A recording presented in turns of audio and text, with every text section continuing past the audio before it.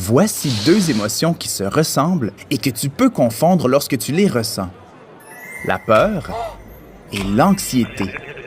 Imaginons que tu es chez toi et qu'il y a un feu dans ton salon. Il se pourrait que tu sursautes, que tu cries, que ton cœur batte vite et que tu partes en courant. Cette émotion, c'est ton corps qui réagit face à un danger que tu es en train de vivre.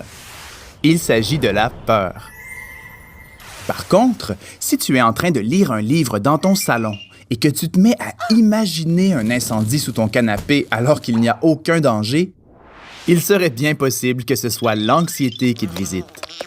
Cette émotion nous joue souvent des tours parce qu'elle est difficile à différencier de la peur.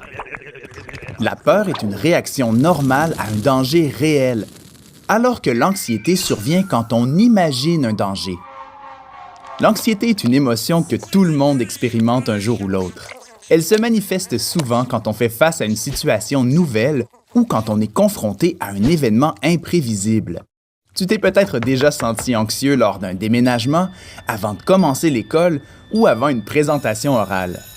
Lorsqu'on est anxieux, on peut se sentir plus émotif, irritable ou pleurer plus facilement. On peut aussi avoir de la difficulté à dormir, faire des cauchemars ou avoir l'impression que nos idées stressantes tournent en spirale dans notre tête. D'autres fois, l'anxiété se manifeste davantage dans notre corps. Elle fait faire du jogging à notre cœur dans notre poitrine, elle peut nous donner mal au cœur ou au ventre, ou peut même nous donner des maux de tête.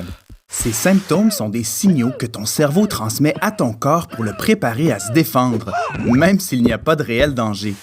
Heureusement, il y a plusieurs trucs qui existent pour nous calmer. Si tu sens que l'anxiété s'installe, tu peux essayer de te changer les idées en te servant de tes 5 sens.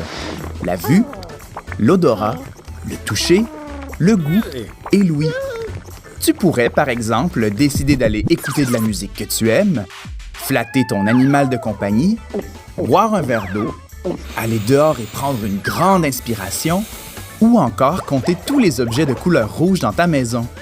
Quand on occupe notre tête et qu'on se distrait, l'anxiété prend moins de place. Et n'hésite pas à en parler avec une personne en qui tu as confiance. Cela évitera que ton anxiété se gonfle comme un ballon et prenne toute la place. Quand on sait la reconnaître et qu'on en parle, on se sent plus léger, comme si le ballon dégonflait.